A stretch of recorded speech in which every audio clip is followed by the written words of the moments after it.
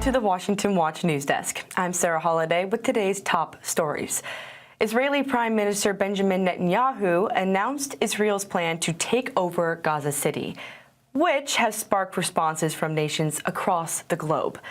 In Sweden, Prime Minister Ulf Kristersson caught flack for blaming Israel for the war and accusing them of mishandling aid.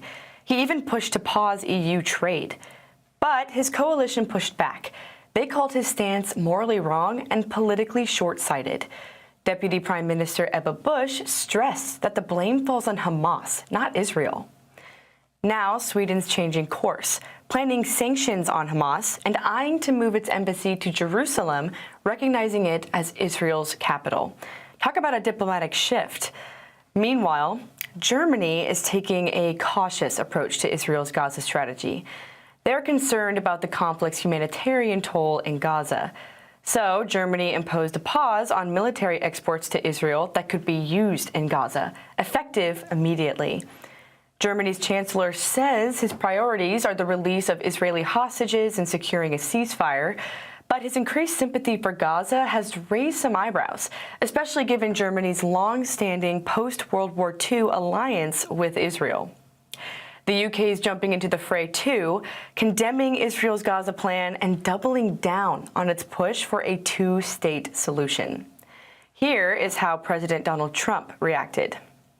Well, I don't know what the suggestion is. I know that we are there now trying to get people fed, and I know Israel's going to help us with that in terms of distribution and also money. So that's what I'm focused on. As far as the rest of it, I really can't say. That's going to be pretty much up to Israel. Netanyahu addressed this matter in an interview with Fox News. Will Israel take control of all of Gaza? We intend to, in order to assure our security, remove Hamas there, enable the population to be free of Gaza, and to pass it to civilian governance. That is not Hamas and not anyone advocating the destruction of Israel. That's what we want to do. Netanyahu also said this takeover is only a temporary step to eliminating Hamas once and for all. We don't want to keep it. We want to have a security perimeter. We don't want to govern it. We don't want to be there as a governing body. We want to hand it over to Arab forces that will govern it properly without threatening us and giving Gazans a good life. That's not possible with Hamas. The only way that you're going to have a different future is to get rid of this neo-Nazi army. The Hamas are monsters. Well, since that's far from settled, let's turn stateside. And parents, you'll want to listen to this. Centerville High School in Fairfax County, Virginia, is in the middle of a media firestorm after egregious allegations. They've been accused of arranging abortions for students without parental consent, without parents even knowing about it. This news blew up after a report claimed school officials had paid for students' abortions in 2021. Allegedly, district employees are dodging the claims, but Fairfax County Public Schools has launched a full-scale investigation to tackle these serious concerns. And accountability is being dished out elsewhere as well, at the University of California, Los Angeles, to be exact. UCLA's chancellor revealed that $584 million in federal grants have been withheld from the school. Why?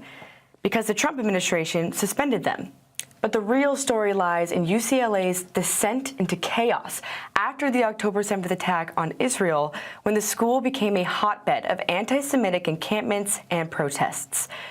The university is also under fire for forcing women to share private spaces in sports with men. Honestly, no matter what angle you're coming from, things aren't looking too good for UCLA. And those are today's headlines. I'm Sarah Holliday. Dive deeper with the Washington Stand at WashingtonStand.com. Up next is Washington Watch with Jody Heiss. We're back Monday with more stories that matter.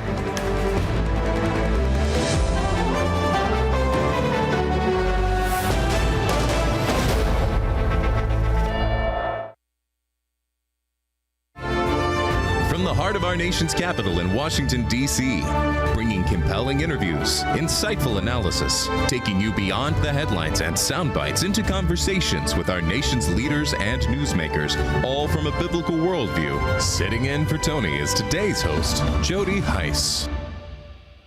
Well, good afternoon. Welcome to this August 8th edition of Washington Watch. Can't believe it's already Friday, but it is, and we're glad to have you on board. I'm Jody Heiss, Senior Fellow here at the Family Research Council, and your Friday host. Thank you for joining us. Coming up on today's program, President Trump and Russian President Vladimir Putin are planning to hold a summit at the end of next week to discuss a ceasefire in Ukraine. And the Kremlin so far is opposed to the idea of Ukraine's president being there. You to meet with him, he doesn't have to agree to meet with Zelensky. Is that what you're saying? No, he doesn't. No. So when do you think that means? They would like to meet with me, and I'll do whatever I can to stop the killings.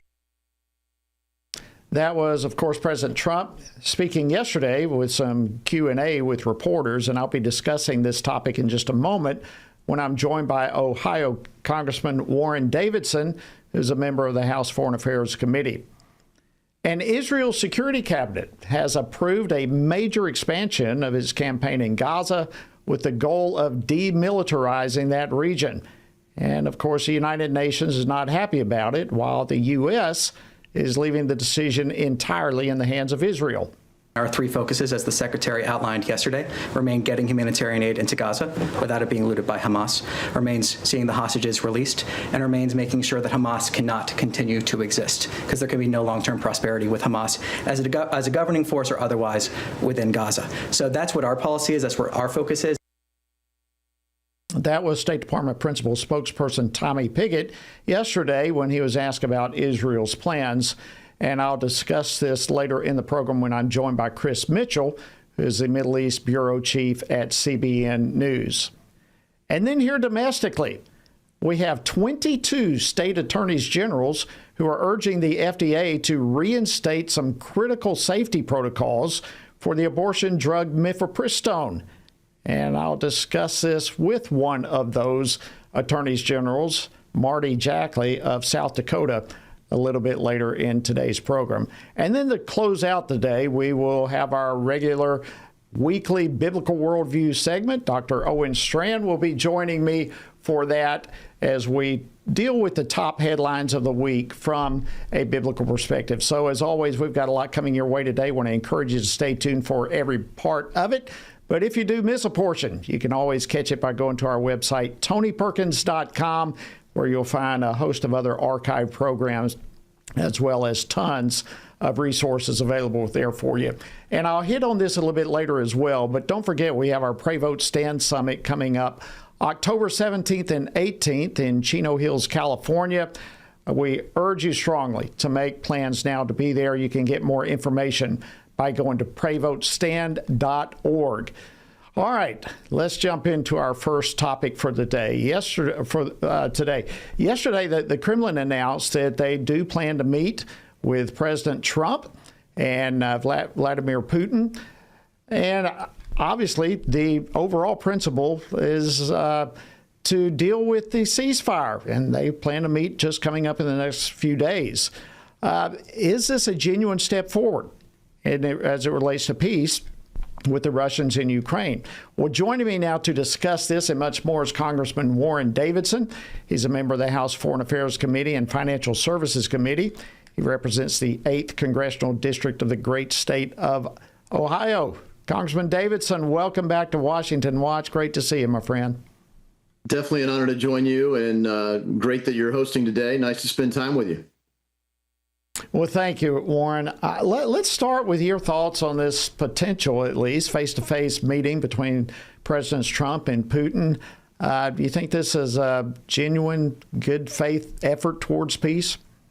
Well, it's really encouraging. I mean, President Trump came in and look, peace through strength. He was a very strong president in his first term. He's been even stronger in his second term. But he laid out a very clear objective in Ukraine.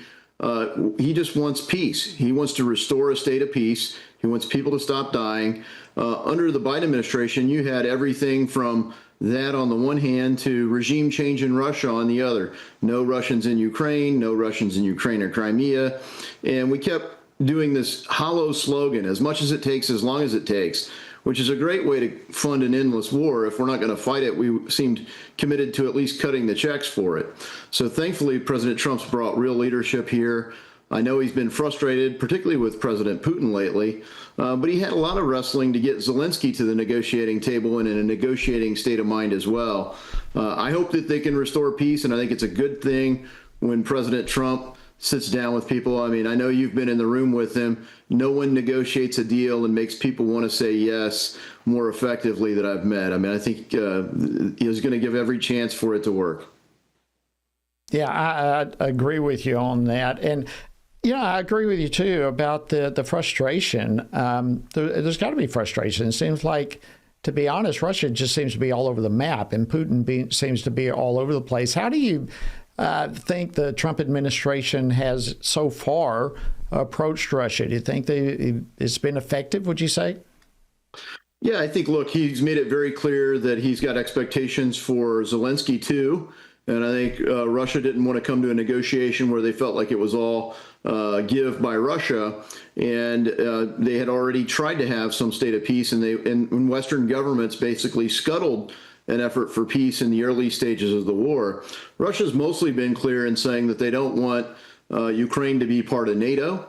They would prefer that Ukraine's not part of the European Union, but they're very committed that they don't become part of NATO. And a lot of NATO countries want Ukraine to be part of NATO. Ukraine says they want to be part of NATO, but I think President Trump's very clear that's not going to happen on his watch, and certainly not when there's a state of war there. So that at least has Putin receptive. But the other thing, when you look at economic interest there, Russia's export is energy. President Trump wants to export energy. So you're like, well, we're kind of wanting to do the same things here. Russia has plenty of rare earth minerals, but to the extent there are some, it's in areas where Russia was invading Ukraine. The United States basically negotiated a deal for those rare earth minerals to take that out of reach and off the table without drawing the United States into conflict with Russia.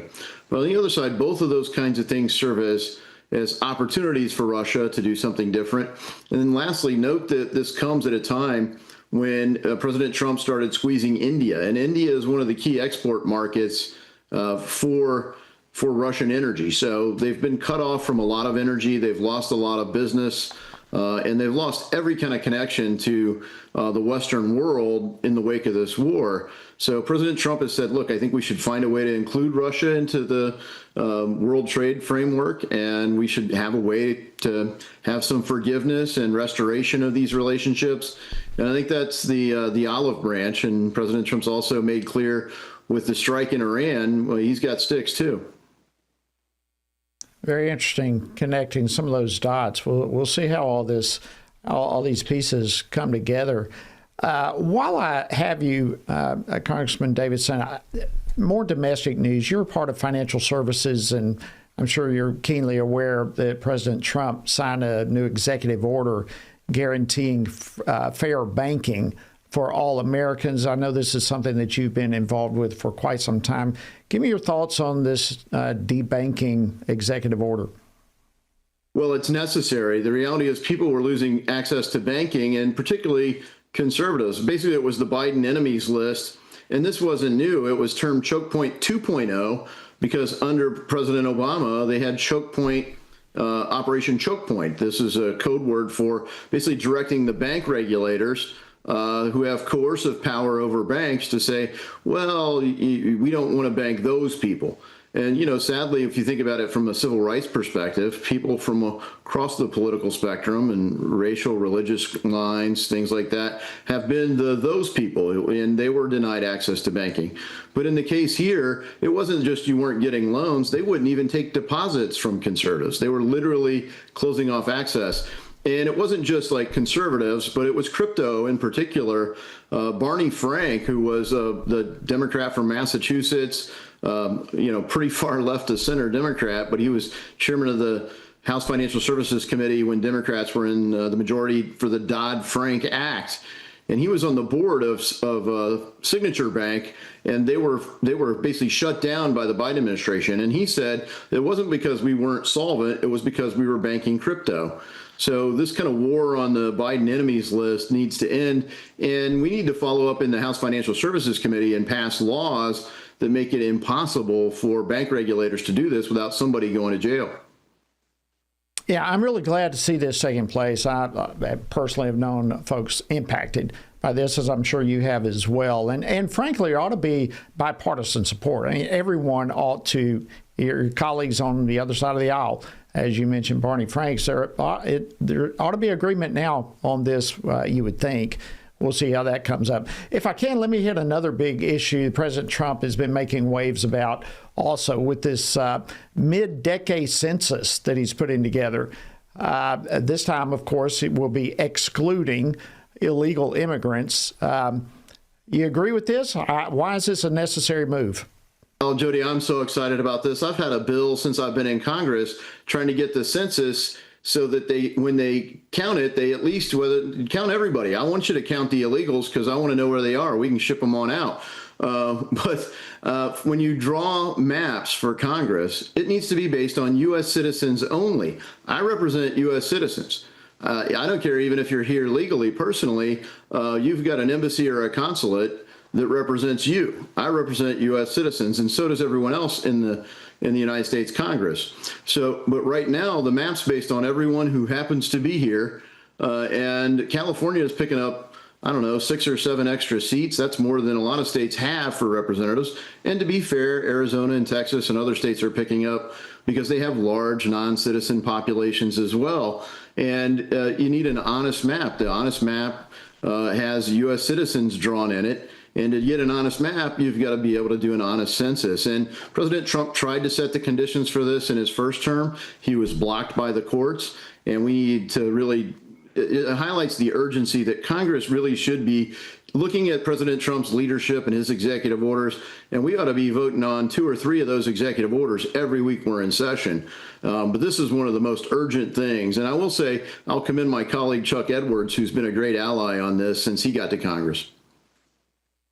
Well, I wish we had more time to hit on all of this, Congressman Davidson. But real quickly, and we've only got about a minute or so left, but the Texas State House is making all sorts of big news with Democrats there fleeing to Illinois to prevent a quorum so that state can move forward on redistricting, as you brought up. Real quickly, what's your thoughts on that? Where is this all going to go? What impact could it have nationally? Well, look, district maps can be partisan. In Ohio, our Constitution recognizes they can be partisan. If there's bipartisan agreement on the maps when the first census is done, then the maps hold for 10 years. But if there's not bipartisan consensus, then the maps are only good for 4 years. So Ohio's in the process of redrawing them. That's our Constitution. But if it weren't for double standards, Democrats wouldn't have any. Illinois' maps are very gerrymandered, very skewed for Democrats. And Texas is basically saying, well, we can do that too. Wow. Congressman Warren Davidson of Ohio, always great to see you. Thank you so much for taking time out of your busy district time right now and traveling schedule with Codels and so forth. Thank you for joining us on Washington Watch. Great to have you. Yeah, definitely an honor. God bless you and all your listeners and viewers. Thank you. All right, friends, on the other side of the break, CBN's Middle East Bureau Chief Chris Mitchell is here with all the latest regarding the war between Israel and Hamas. So stay tuned. We'll be back right after this.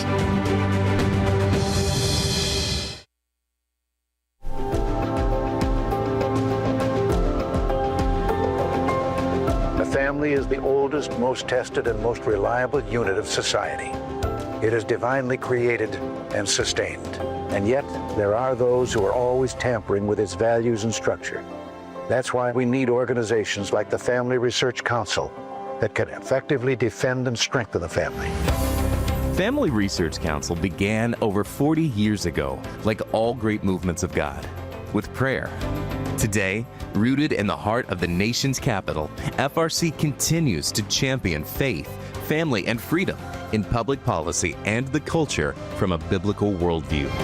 FRC is one of those bright lights that helps us focus on true north. And I shudder to think, had they not been here, that it could have been worse. The Family Research Council is key. It's one of a handful of groups that I think will determine whether our children live in a country that enjoyed all of the freedom and all the opportunity that we enjoyed in this great land. It's just a wonderful parachurch organization that doesn't seek to take the place of the church, but it seeks to assist the family and the church as we try to move forward successfully, not in a defensive mode, but in an offensive mode as we seek to live our lives according to the Holy Scriptures. FRC is not going to be whooped. We're going to fight. We're going to take a stand. And again, we don't retreat. You will never see in front of this building here in Washington, D.C., a white flag fly. We will never step back. We will never surrender, and we will never be silent.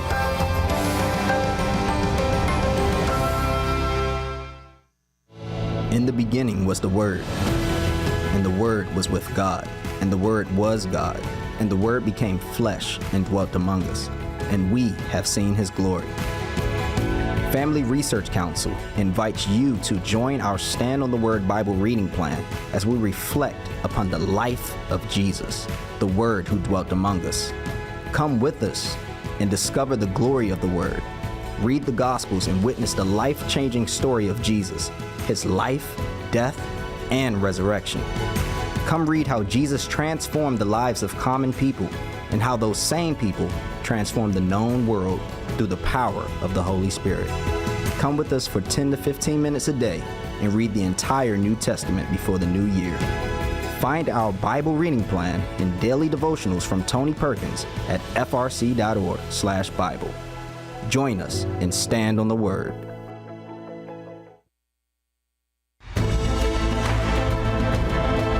Welcome back to Washington Watch. I'm Jody Heiss, your Friday host, and we're thrilled to have you joining us this evening. All right, there's a major development in the war between Israel and the Hamas terror group. Earlier today, Israeli Prime Minister Netanyahu's cabinet voted in favor of expanding its operations in Gaza, and with the ultimate goal of demilitarizing the entire region. So what could this new development mean for the whole war? Well, joining me now to discuss this is Chris Mitchell. He's the Middle East Bureau Chief at CBN News. Chris, great to have you. Welcome back to Washington Watch. Jody, great to be with you once again. So tell us about this vote in favor of temporarily taking over Gaza City. Was it a close vote, or what are your thoughts on this? Well, I think most of the cabinet, the security cabinet, voted to go ahead and do this. It's Israel has been at the crossroads of what to do, whether not to have a negotiated a settlement with Hamas, whether to free more of the hostages, maybe have a ceasefire. Hamas wanted certainly the end of the war and the withdrawal of all Israeli troops out of Gaza Strip. That was something Israel's unwilling to do. So this is a major step, Jody, in the war against Hamas. They plan to take over Gaza City. They also are asking most of the residents there to go south to humanitarian areas where even now they're setting up hospitals and camps for people to get out of harm's way and to be safe. This is a policy that the IDF has done throughout the war, giving evacuation notices to people to get them out of harm's way. In the meantime, this is like one of the last phases of the war to be able to surround Gaza City, to eliminate this, one of the last strongholds of Hamas, so they can achieve the goals of the war, which is to defeat Hamas militarily and to make sure that Hamas is never able to rule the Gaza Strip ever again. Wow. So what kind of timeline do we know? When is this all going to get underway? I'm assuming they're, as you just mentioned, they're giving time for people to evacuate, but I'm assuming the timeline's going to be pretty rapid. Yeah, well, I've heard a couple of weeks or a month to prepare these humanitarian centers for the people of Gaza, and then the major military operation will begin while they're amassing troops and equipment to go into Gaza City. It'll be a very difficult military operation because there is many Hamas fighters in Gaza City.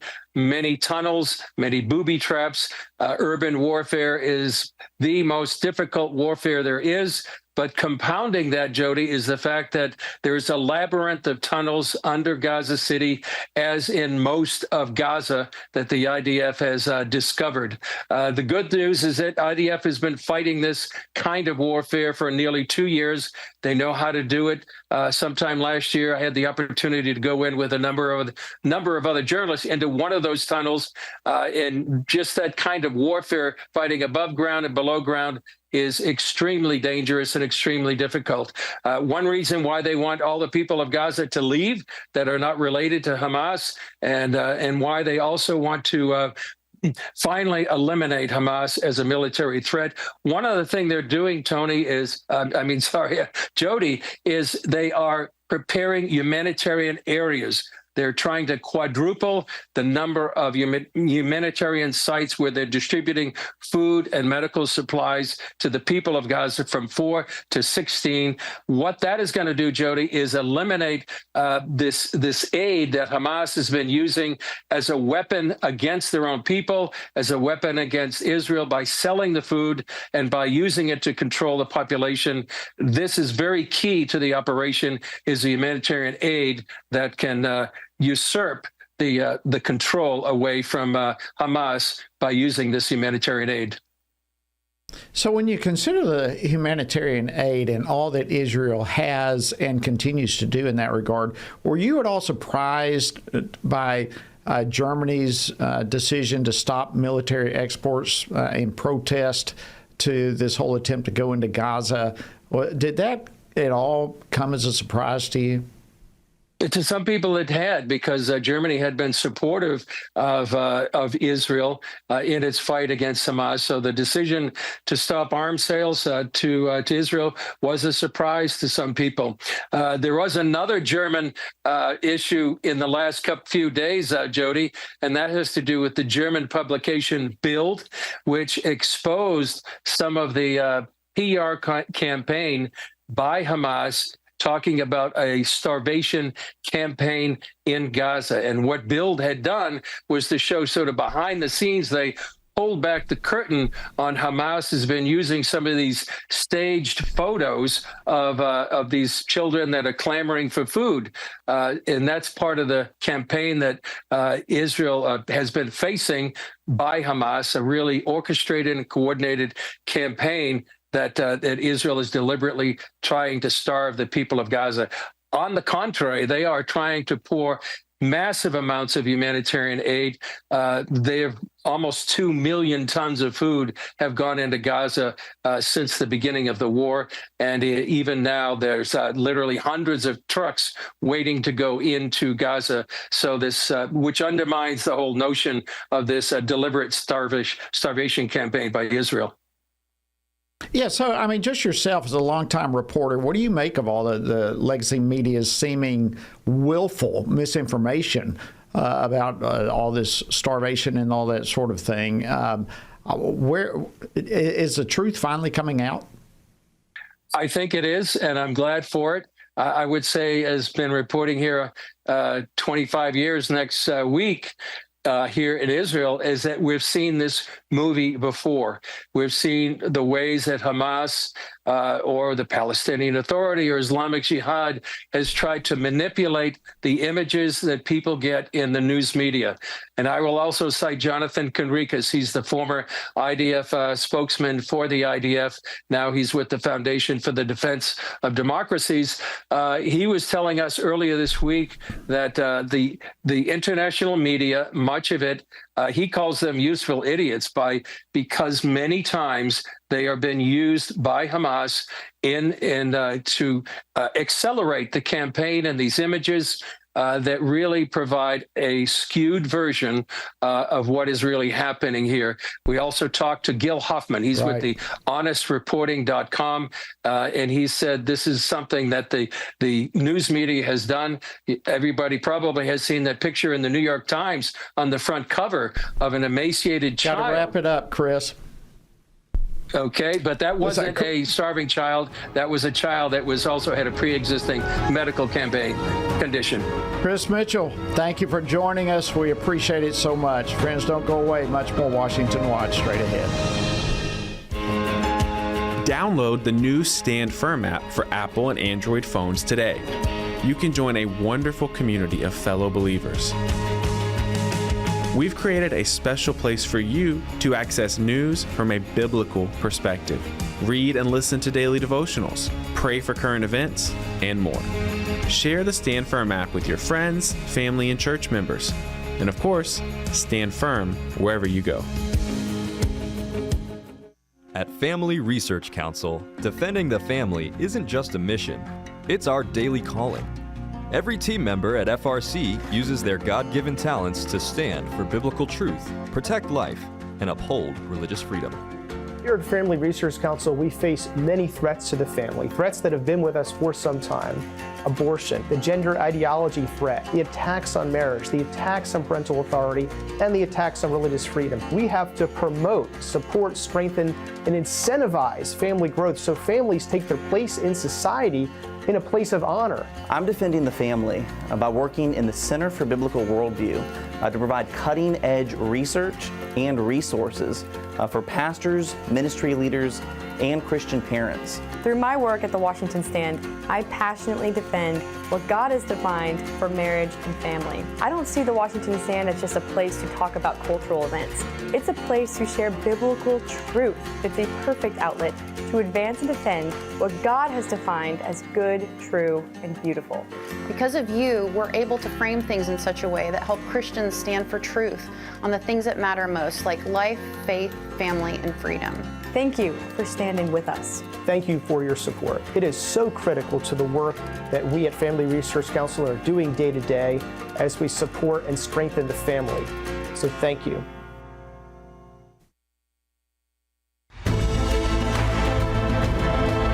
Good afternoon. Welcome back to Washington Watch. I'm Jody Heiss. Glad to have you joining us today. All right, as we've been highlighting quite often here on Washington Watch, the majority of abortions today, as you well know, are done through the abortion drug mifepristone.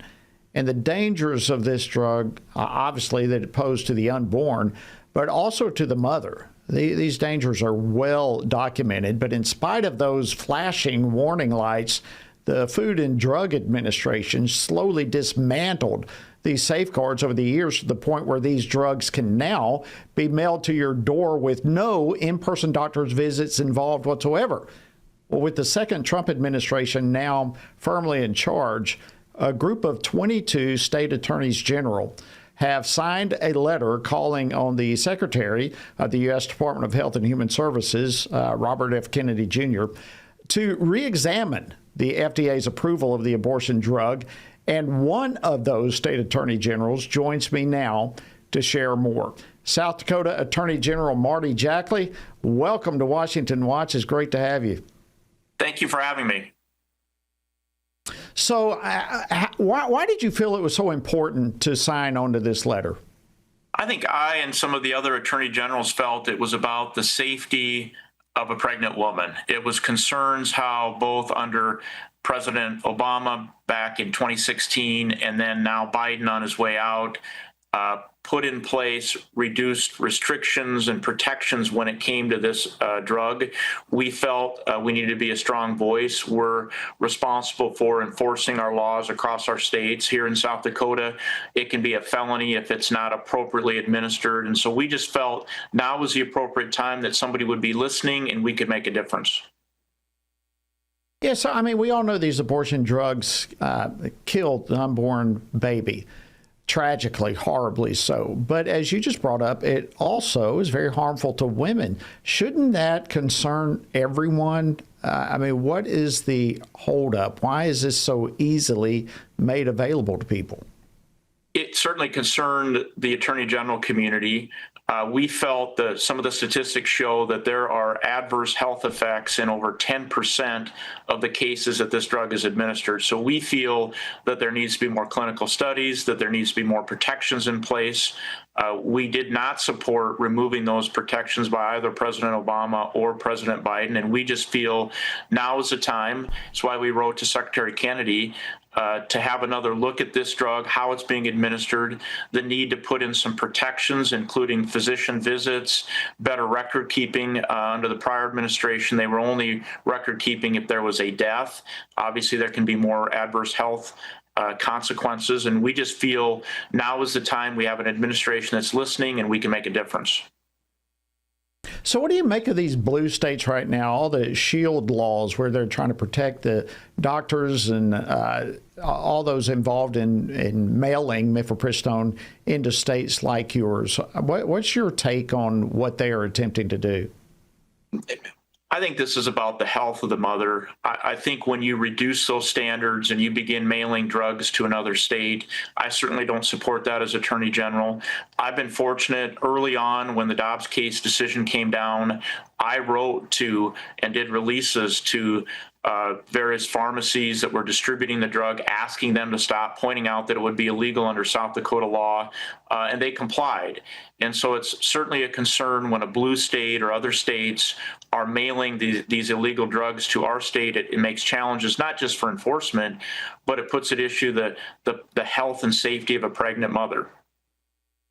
Well, and there's laws. I mean, you have some pro-life laws on the books there. How does these other states mailing it in? I mean, it's a conflict of laws. That's got to be an extremely complicated issue on multiple fronts. It is. Certainly we are respectful of other states' laws, but I take the position as Attorney General that it's a felony in South Dakota to distribute illegal drugs. Under our laws, you're not able to do that, which is why when I wrote to and did the release to the pharmacies in South Dakota, they graciously complied. We haven't had any issues. But again, if it's my position as Attorney General that if an entity or a business is sending illegal drugs into our state, we would do enforcement action. Well, and that's where all this comes down to. I mean, it's a state trampling the laws of another state, and that is where this whole issue comes in. For example, the Trump administration has often said that the life issue belongs to be left up to the states. But what is happening there in South Dakota and other states is illustrating the need for the federal government to speak into this. In fact, they're going to have to speak into this, don't you think? I do, and that's why the attorney generals, the 22 of us, wrote to Secretary Kennedy and asking him to take a look at the dangerousness of this drug, to look at the additional studies that are out there, to put in the reasonable protections that were in place before, the 10-week gestational period, the 3 physician visits, the follow-up. Those are all designed to protect the health of the pregnant woman. And we felt those are important. You know, when you look at distributing the drugs from other states, I mean, we've had that experience in South Dakota where when Colorado legalized marijuana, we took the position that's their decision, but you can't bring those drugs into our state. Do you anticipate hearing back from Secretary Kennedy? We do. One thing that I can say as an attorney general, this Trump administration has been very responsive. When we write to the administration, whether it's a Halt Fentanyl Act, whether it's this, they're very responsive. They ask for our input. At times they will call some of the attorney generals in and ask us further details. So we fully expect they will take a serious look at this, and hopefully we'll bring some changes that'll bring back better public health and safety. Thank you so much, Attorney General Marty Jackley of South Dakota. Great work, and we appreciate you coming on the show. Thank you. All right, friends, coming up next, Dr. Owen Strand will join me for our weekly Biblical Worldview segment, so stay tuned. We'll be back in a moment.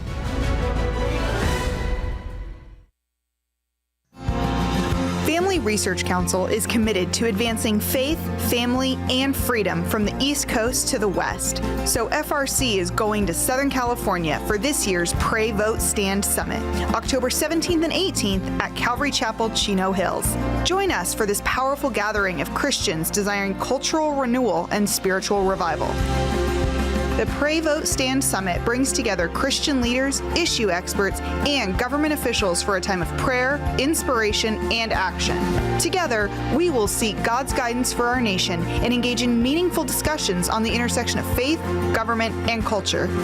If the spiritual foundations and the cultural walls of our nation are to be rebuilt, we all have a role to play. May we each find our place on the wall as we build for biblical truth. Register now at prayvotestand.org. That's prayvotestand.org. Jennifer, it's so exciting to be here with you today talking about our new book, Embracing God's Design. Who is actually going to benefit from reading this book in your view? There's so many different audiences that can benefit. The first one are counselors themselves, right? Because we have some material in there where we really address the gender dysphoria diagnosis and what is wrong with it. We have information for people who are wanting to go back to embracing God's design for their life. This is really magical to have the therapist and the individual who suffered come together and write about why this is happening and why we're seeing this. And we brought all of that experience to the table. We want to see people walking in the fullness of who God has called them to be and not a false identity. Order today at embracethedesign.com. How should Christians think about the thorny issues shaping our culture? How should Christians address deceitful ideas like transgenderism, critical theory, or assisted suicide? How can Christians navigate raising children in a broken culture, the war on gender roles, or rebuilding our once great nation?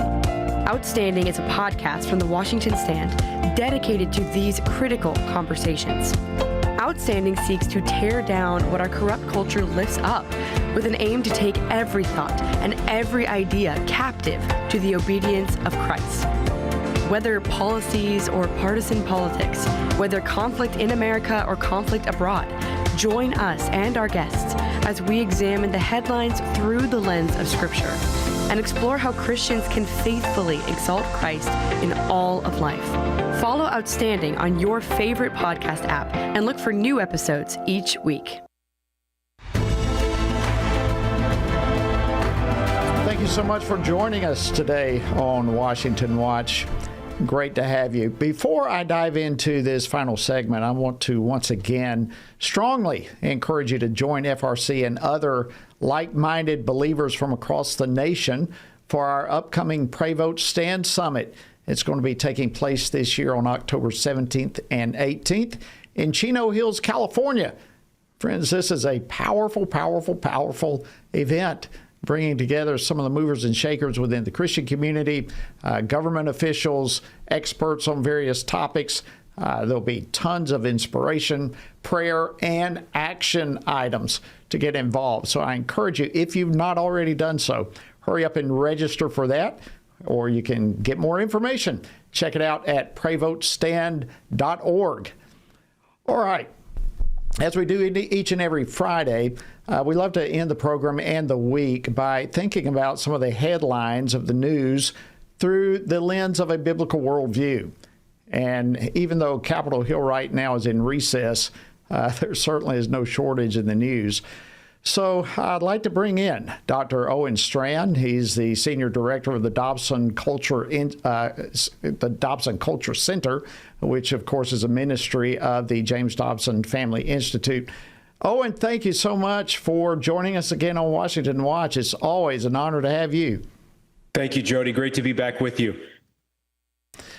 All right, so let's just start with all the controversies that have been swirling around the issue of surrogacy lately.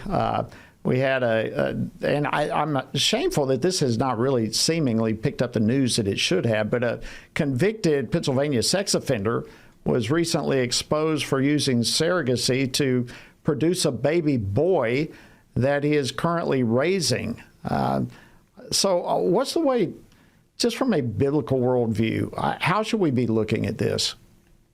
Yeah, it's a great question, Jody. Fundamentally, that episode kicked up a lot of dust online on social media, and that's a rare moment where you're thankful for social media, because sometimes the legacy media, the left wing of it, will not cover matters like this. But this got a lot of attention online, and rightly so, because here's the deal. There is basically no regulation of surrogacy. So you can sign up to buy a child and have a child created, essentially, and you can then purchase that, and the person who is the surrogate will go on and gestate the baby within themselves, the woman, and then you will be given the baby at the end of that. And here's the amazing thing, Jody. There's basically, again, no regulation whatsoever of the surrogacy industry. It's like buying a pair of jeans. It's like buying a turkey at the local grocery store. And this is a child. This is a living, breathing, God-made, image-bearing human being. As Christians, we have all sorts of problems with this. There's not going to be a Bible verse that gets into 21st century technology. Of course, the scripture was produced over thousands of years and completed as a canon just about 2,000 years ago. So again, we don't have a verse that says don't buy a baby from a surrogate. What we do have clearly lined out in scripture is God's means of bringing children into the world through a husband and a wife, a father and a mother united in covenantal marriage, who create that child by the natural blessing of God and then go on to raise that child. Surrogacy is an entirely different reality than all of that. There is not necessarily a family in place, a marriage in place. There isn't a natural means. There's a strange process, often involving IVF, by which a baby is created. And then there are all sorts of resulting problems that flow from this kind of arrangement. This is entirely different from adoption. We sometimes hear about that thrown against us, those of us who critique surrogacy. Suffice it to say, Jody, there's no biblical support for this. And the Bible lines out how God wants children to be brought into this world, and it looks nothing like surrogacy. All right, so run down that path a little bit further, because I think it's a legitimate point where we may have some viewers or listeners right now saying, what's the difference between this and adoption? Praise God, there are all kinds of checks in place for adoption. So some of your viewers, there's a lot of viewers out there who engage adoption. Praise God. Lots of Christians have adopted over the years. We love that. It's impacted my own family in wonderful ways. And in adoption, as lots of folks will know, you go through a very rigorous process. You can't just check a box and plunk down some money and go pick up your kid 2 days later. There are home studies. Caseworkers will interview you extensively. You have to go through background checks. There's all sorts of checks and balances in place with the adoption process. Not all of that has gone great over the years, of course. Family law has changed in America, but we are thankful, many of us as Christians, in common grace terms, that there are guidelines and requirements that are involved in adopting a child. There should be. I am here to state once more on public record that surrogacy is entirely different. Many Christians, by the way, Jody, have no idea about this.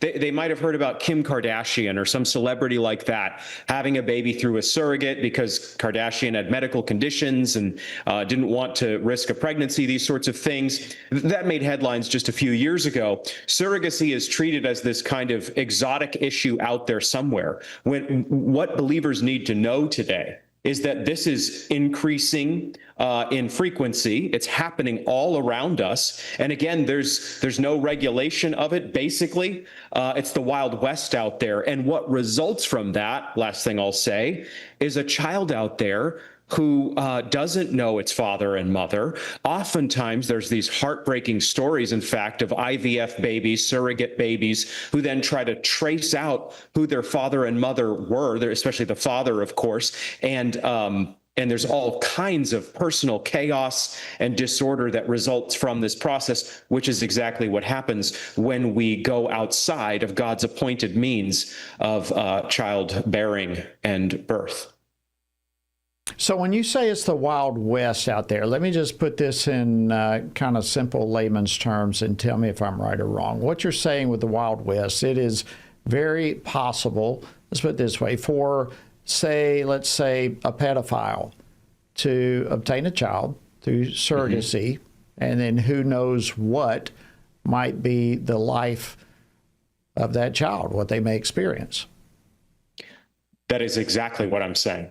And that is what kicked up all this dust in this story that we started talking about a few minutes ago, because there is this convicted pedophile who adopted with his partner, in air quotes, purchased. Here I am making the situation better based on, normal appointed means of having children in a family. This man and his partner purchased a baby through a surrogate. Again, no regulation. No requirements, no guidelines. They just bought the child, had it gestated in a woman, and then delivered to them. And then this breaks online, and it turns out that, people are finding out that surrogacy basically is the Wild West. And convicted pedophiles, these aren't suspected pedophiles, a convicted pedophile man, in this case, brought a child into his home. And you weep at this. Your conscience is torn up at this, that this has happened once. What about this poor baby? This is happening a lot. This is a major way now that gay couples, air quotes, same-sex marriage couples and these sorts of things are having children through surrogates. It's happening all over the place. And the church needs to wake up to this, Jody. I don't say that in an angry way or a hectoring way. Our conscience needs to wake us up to this. And we've got to get people to the front lines of this issue. And honestly, we need to ban surrogacy. We need to end surrogacy in our day. Yeah, I think it's important for us to put it down on a level that we can all just understand what's happening there. And and I thank you for just laying it out there with us. This is an issue that the Wild West is, I guess, to some degree romanticized with the film industry. But we're talking about real lives and potential enormous danger through all of this. Oh, and if I can shift gears with you, another item that it just made huge news this week. I was actually kind of stunned at how big this became. Not necessarily earth-shaking news, but Sydney Sweeney has become the center of a swirling media storm as she appeared in an ad for American Eagle jeans. Apparently, she's a registered Republican, and it's just created all kinds of controversies within the pop culture. What would you say about that? Well, here we are in 2025 talking about American Eagle. That's maybe the first strange event of this whole case. I remember American Eagle from years ago, being a teenager in America, and would not have imagined that we'd be talking about this now. Fundamentally, it is a radical thing, apparently, for a young woman to be a Republican, a celebrity. That is not in any sense a scandal, Jody. There is absolutely nothing for this young woman to be ashamed of in terms of that political affiliation. But the media doesn't cover lots of stories it should, like we were just talking about, and then fans into flame stories that are a nothing burger. And that is what has happened with Sydney Sweeney. There are some different elements to this particular matter. And it gets a little delicate because Sydney Sweeney has been known for being immodest in some of her movies and even some of this ad campaign. And so it's something that I want to handle with care because as Christians, we are very much for women being women. And there's nothing to be ashamed about with regard to a girl being a girl and a woman having a woman's body. And that is something we need to say very clearly.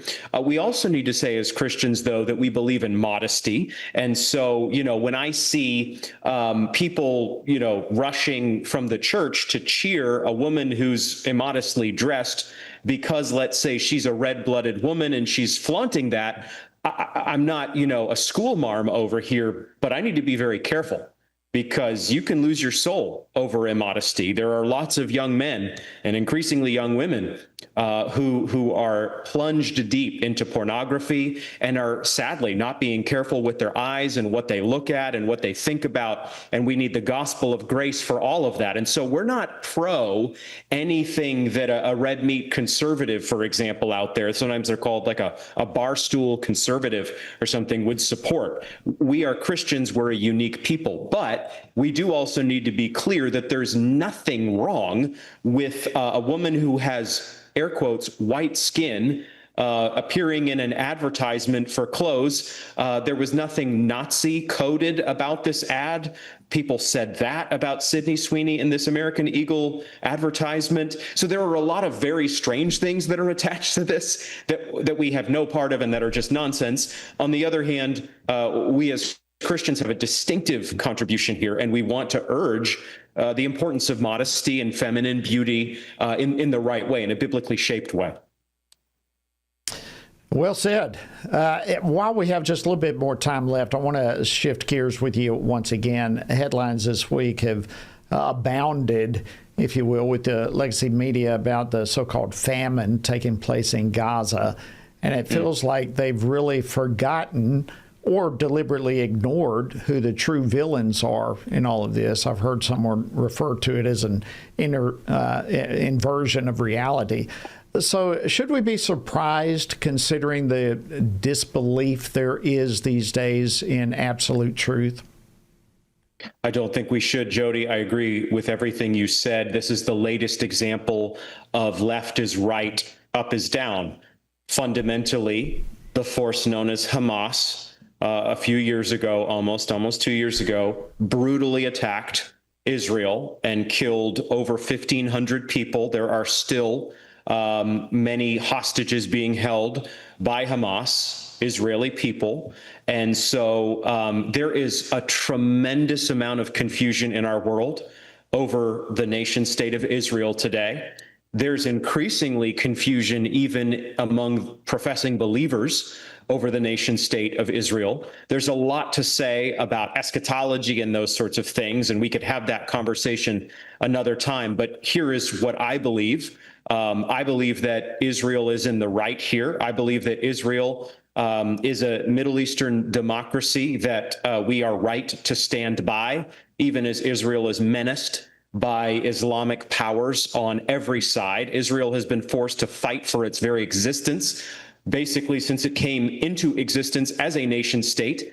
And if America and Christians among American citizens cease to support Israel and stand up for it, it could be the case that Israel could be obliterated. And so many things to say in many directions, but I am absolutely unequivocal in supporting the modern nation state, the democracy of Israel. I don't think it's a perfect country or something like that. I don't think everything it does is pure or something like that, as with every nation state. But I believe, once again, we support it, and we do not support anti-Semitism. And I believe the Word of God is extremely clear about the evil of partiality with regard to any ethnic group. And so anti-Semitism is on the rise as well, and we need to be a clear voice against it in our time. Yeah, great points. You know, there are certainly many eschatological perspectives on all of this, and I wish we did have time to go into that, because I believe that's a valuable conversation that needs to occur. But the approach that you're taking is just from more